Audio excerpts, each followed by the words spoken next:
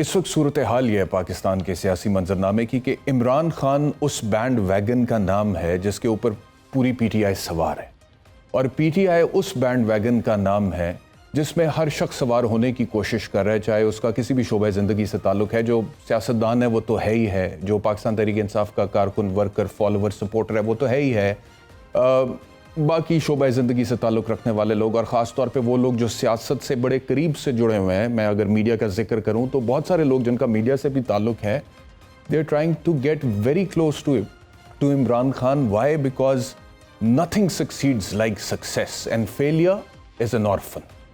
یہ سب کو پتہ ہے۔ اس وقت جیت ہو رہی ہے عمران خان کی، تبدیلی جو ہے جس کی وہ بات کرتے تھے اس کے حوالے سے پاکستان کی عوام عمران خان کے ساتھ جڑ گئی ہے، اور وہ کہہ رہے ہیں کہ ہم خان کے ساتھ ہیں، خان کو سپورٹ کرتے ہیں۔ اب کیونکہ خان کو سپورٹ کرتے ہیں پاکستان کے لوگ، اور جو پھر خان کے حق میں بات کرتا ہے لوگ اس کو بھی بہت زیادہ پسند کرنا شروع کر دیتے ہیں، اس کو بھی سپورٹ کرتے ہیں، اس کو بھی فالو کرتے ہیں، اس کے ویوز بڑھ جاتے ہیں، تو وہ کہتے ہیں کہ جی ہم بھی خان کو ہی سپورٹ کریں گے۔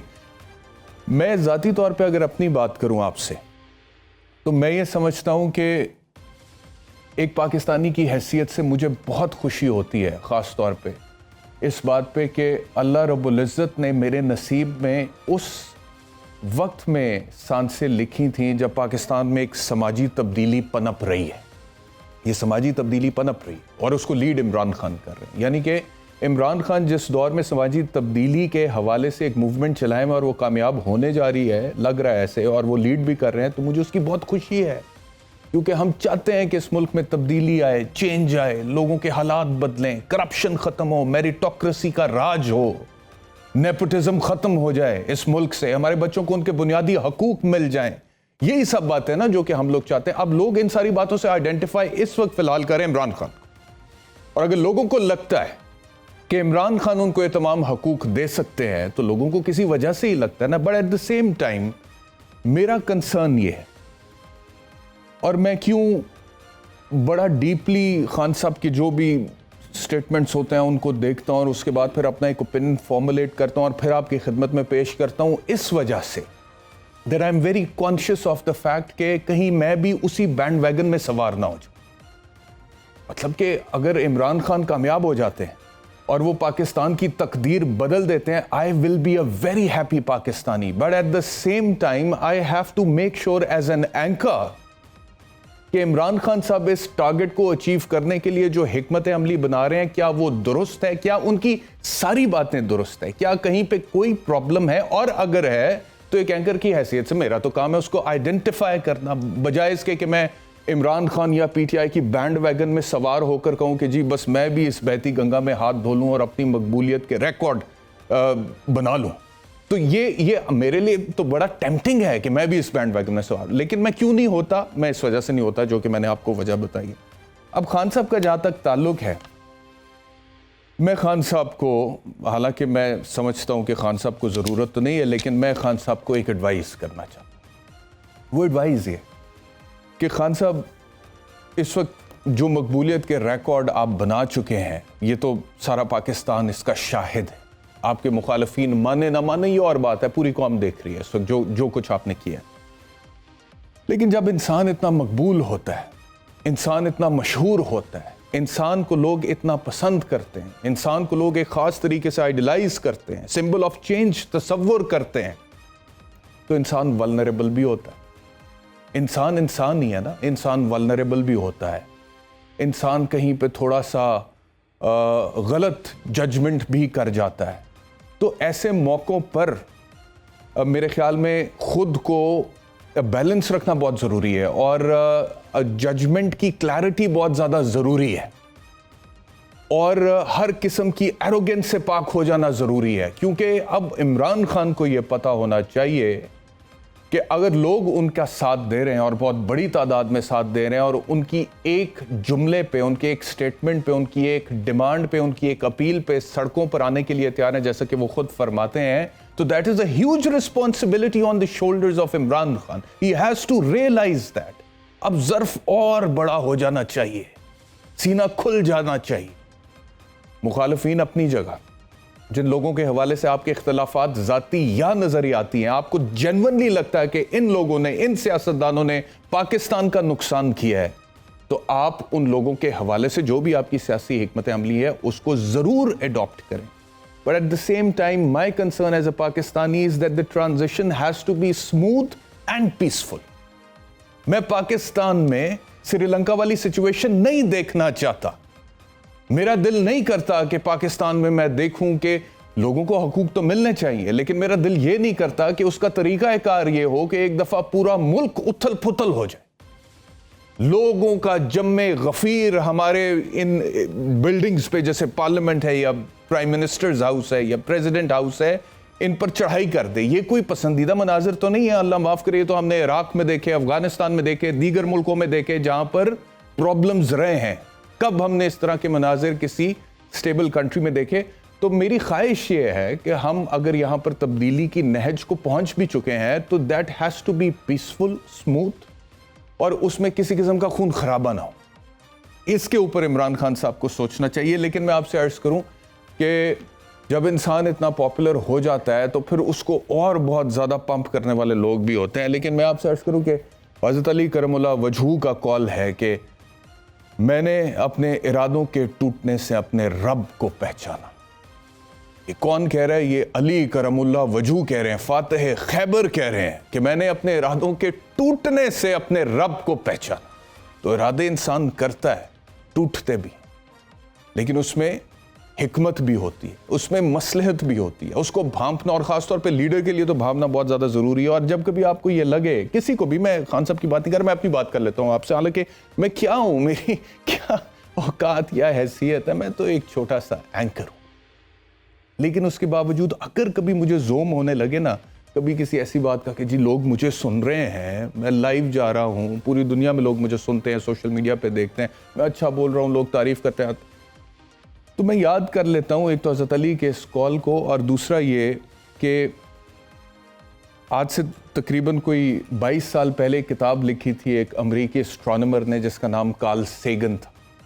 اور اس نے کتاب کس چیز پہ لکھی تھی, چھوٹی سی تمہید ہے, میں باندھ لوں پھر اپنے گیسٹ کی طرف جاتے ہیں, کہ ستمبر 1977 میں ناسا نے ایک روبوٹک ایئر کرافٹ اسپیس میں خلا میں چھوڑا. مقصد یہ تھا کہ ہمارا جو سولر سسٹم ہے, جس کا حصہ یہ زمین, مارس, وینس, یہ سارے سیارے ہیں, اس کا آؤٹر سولر سسٹم کو وہ آبزرو کرے, اسٹڈی کرے, اور انٹرسٹیلر اسپیس کو بھی اسٹڈی کرے.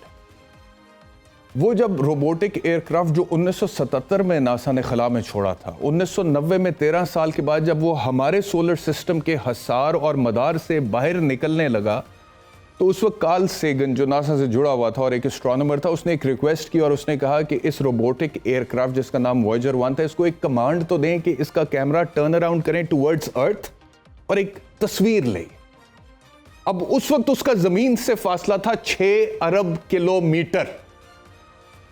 6 ارب کلومیٹر سے جب وویجر 1 کو کمانڈ دی گئی اور اس نے ٹرن اراؤنڈ کیا اور زمین کی طرف کیمرے کا رخ کر کے تصویر اتاری, تو 6 ارب کلومیٹر کے فاصلے سے زمین کی جو اہمیت تھی, اس کی جو حیثیت تھی, اس کا جو مقام تھا, وہ کیا نظر آیا؟ ذرا ملاحظہ کریں سکرینز پر. پروفیسر صاحب دکھائیے گا کیا تھی یہ زمین. یہ آپ دیکھ سکتے ہیں اس وقت, یہ 6 ارب کلومیٹر کے فاصلے سے یہ زمین ہے جس کے گرد ایک لال دائرہ اس وقت آپ کو نظر آ رہا ہے. میں نے پہلے بھی ایک دفعہ اس کا ذکر کیا تھا اور کچھ لوگوں نے مجھے کہا تھا کہ پائن تھوڑا جا ڈسٹنس کٹ کر لو, کتنے 6 ارب کلومیٹر پہنچ گئے. وہ پائن ہو گیا ہے, مطلب کہ یہ 1990 میں 6 بلین کلومیٹرز پر تھا. اور یہ جو وویجر 1 ہے, this was the first object to leave our solar system, اور 45 سال سے یہ اس وقت آپریٹ کر رہا ہے, اور اس وقت بھی 64,000 کلومیٹر فی گھنٹہ کی رفتار سے یہ ٹریول کر رہا ہے, اس وقت بھی کر رہا ہے. تو من لو کہ ہو گیا, ایوی من لو کہ چاند کے حوالے سے ٹریٹی بھی ہو چکی ہے, کہ جس میں یہ دنیا کے ملک جو ہیں انہوں نے فیصلہ کیا کہ اگر کبھی انسان نے چاند کو کالونائز کر لیا تو یہ کسی ایک ملک کی جاگیر نہیں ہوگا, اسے انسانیت کی فلاح و بہبود کے لیے استعمال کرے گا. پاویں ہے کہ وہ کہ چندہ اشتام کر رہے نے, وہ کر رہے نے, چندہ اشتام ہو رہا ہے کہ کسی نے اپنے ذاتی نا تے دی رجسٹری نہیں کرانی ہے. تو میں آپ سے عرض کروں کہ جب یہ تصویر آئی تو کارل سیگن نے ایک کتاب لکھی جس کے کچھ الفاظ یہ تھے, اور وہ یہ تھے کہ look again at that dot, that's home, that's us. On it, everyone you love, everyone you know, everyone you ever heard of, everyone who ever was lived out their lives. The aggregate of our joy and sufferings, यानी कि बनी ये नौ इंसान है, आदम अलैहिस्सलाम से लेकर आज तक जितनी खुशी या जितना गम भी देखा है, वो सब इसी छोटे से नुक्ते पे देखा। ये छोटा सा जर्रा जो आपको नजर आ रहा है, इस पूरी कायनात में इसकी ये हैसियत है। The aggregate of our joy and suffering, thousands of confident religions, economic doctrines and ideologies. Every hunter and forager. ये वो कह रहा है कि हर hunter, her forager. Every hero and coward. Every creator and destroyer of civilization, every king and peasant, every young couple in love, every mother and father, every child, inventor and explorer, every teacher of morals, every corrupt politician. Every superstar, every supreme leader, every saint and every sinner in the history of our species lived out their lives on a mote of dust suspended in a sunbeam. यानी कि आज तक जितना भी कोई 30 मार खाना है, चाहे वो सीजर है, वो साइरस है, वो अपने दौर का सिकंदर आजम है, वो सुकरात है, वो बुकरात है, वो अरस्तु है, वो आइंस्टाइन है, वो न्यूटन है, वो आयतुल्लाह ख़ोमेनी है, वो शाह ईरान है, वो हिटलर है, वो स्टालिन है, वो मुसोलिनी है, या आज के दौर का बाराक ओबामा है, ट्रंप है, बाइडन है, कोई सुपरस्टार है, टॉम क्रूज है, कोई और है, कोई जज है, कोई जर्नल है, कोई ब्यूरोक्रेट है, कोई एंकर है, कोई वकील है, कोई इंजीनियर है, कोई भी आदमी जो अपने आप को बड़ी कोई तोप समझता है किसी एक टाइम पर, उसे समझ लेना चाहिए कि सब लोग इस छोटे से जर्रे पर आए थे और फिर चले गए, गायब हो।